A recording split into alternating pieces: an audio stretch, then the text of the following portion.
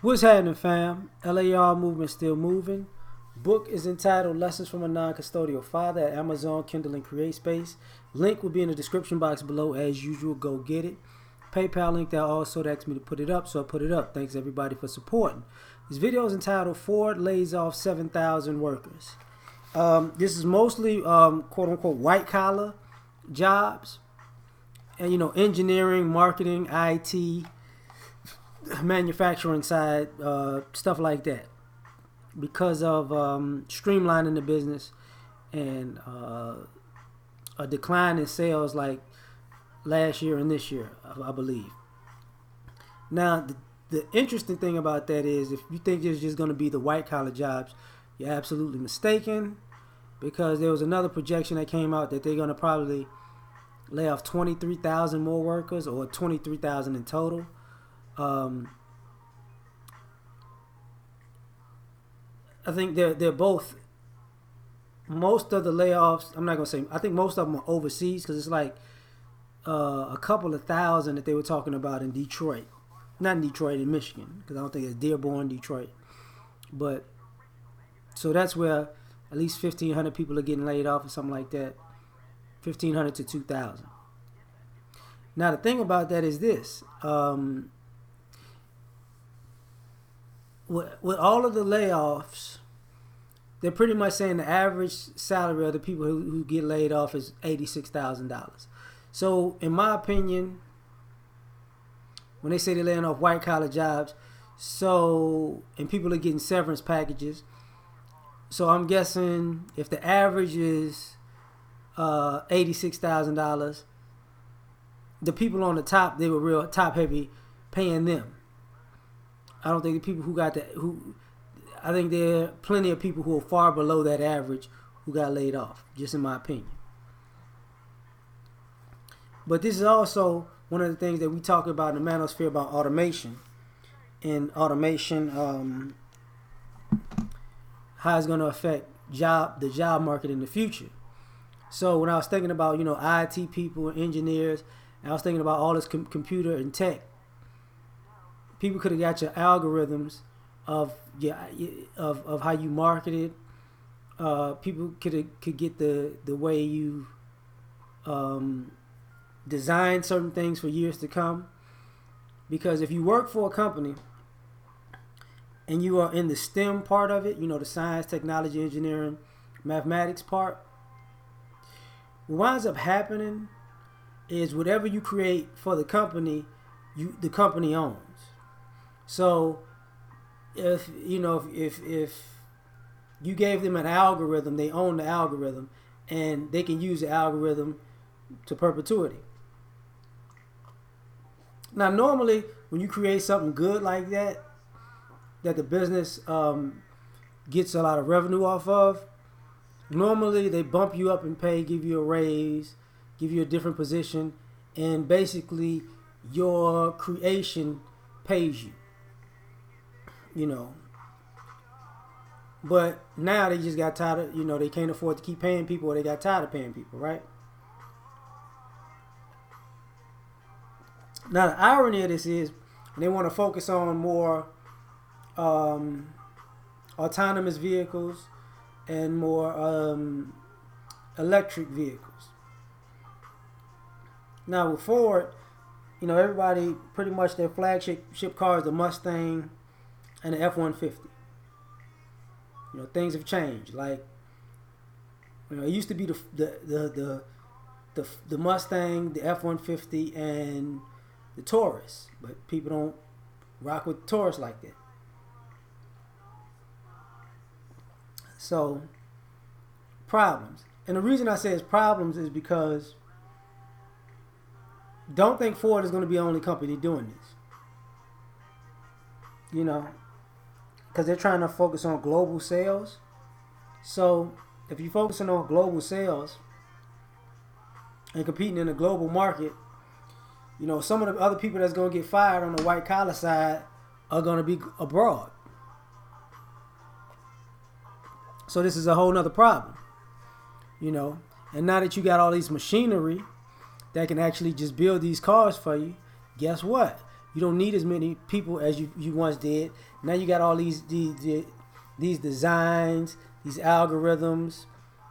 Um, you don't need even the tech and marketing side as much as you once did. I think the only side that probably could benefit is design, because design is more of an artistic, organic type of thing. And you might have to switch up a design. Even though if you notice, even most car companies, they don't have an innovative design. They have a flagship design, and they keep cycling, creating a newer version of an older car. They don't create like a brand new vehicle. All these vehicles are replicas of something else.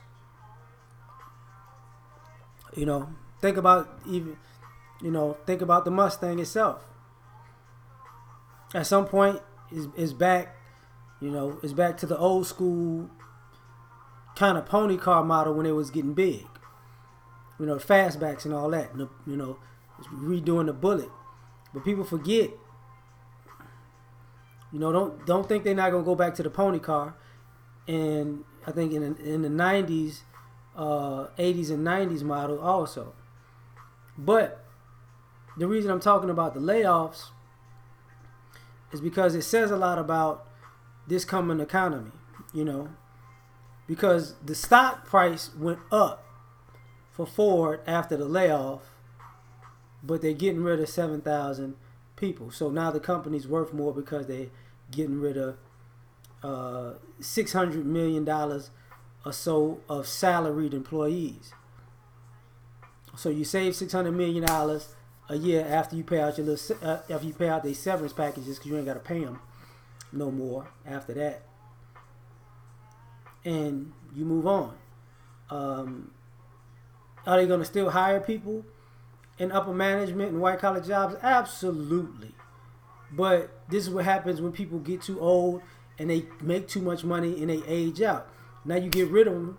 You get younger, cheaper labor and less labor, and have them do more. So, with 7,000 people getting laid off, they might hire another 1,000 at a cheaper rate and have them doing multiple things. Just at a lower pay scale.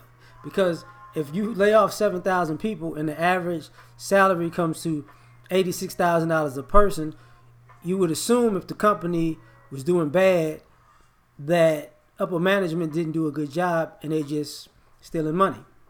So you got to let them go. But part of this also is an issue with, when you got to compete globally, these other companies are going to lay off people too. Ford is not the first person to have a shortage in sales. And it's the funny part about it is, I think most of these companies have a shortage in sales because people have been talking about for years the car apocalypse. They're building so many new cars and creating so many new cars, and the cost of these cars is astronomical at this particular point. And they keep getting newer and newer and newer, and they rolling out every 6 to 8 months with a new model of the same doggone car. And you see them everywhere. Well, and if you go, like I live in Texas, these car lots are just sitting, when the new car lot has a gang of cars and a used car lot has a gang of cars, and the parking lots are they're just full. The cars ain't coming off the lot. They're not. The cars have been on the lot for a while, and then some of these places go out of business because they can't pay the taxes on them. And the only car companies I can think of that actually people, think about this part of it. Rental car companies are in the car sales business because they can actually make more money on cars than the manufacturers in these flagship dealerships, because the car is used. they build cars to last longer than they once did, and you get it at a lower rate. So what's the use in buying a new car now? You know, a $30,000 brand new car that a year from now is going to be 21,000. Depending on the mileage on it, or 25,000. They try to dump it, and plus all of these car prices. You see now, you can't no haggle, because they're trying to get the most up front. Because these cars ain't worth the prices they putting them up for, and they want the no haggle because they're trying to max out their profit. If a car's worth $25,000, I would bet it's worth 17 to 20 really. Go through a credit union, see how much you get that car for when the credit union pays for it. I bet you it ain't gonna be 25. And this affects all aspects of car companies. So this is just my opinion on that. It's gonna be more cuts to come. Like, share, subscribe. Catch y'all on the next one. Peace.